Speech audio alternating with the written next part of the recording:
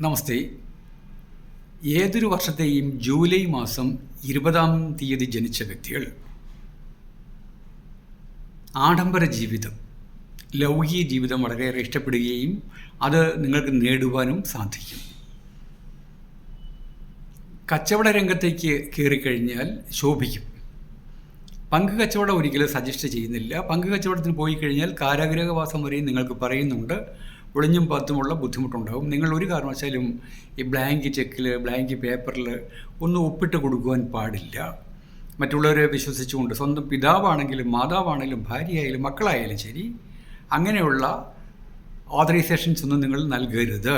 അത് ചതിക്കപ്പെടും. നിങ്ങൾക്ക് നല്ല മാനസികമായ തീരുമാനം എടുക്കാനുള്ള കഴിവുണ്ട്. വേറെ ആരെയും ആശ്രയിക്കേണ്ട ആവശ്യമില്ല. ജൂലൈ മാസം 20-ാം തീയതി ജനിച്ചവരുടെ കാര്യമാണ് ഈ പറയുന്നത്.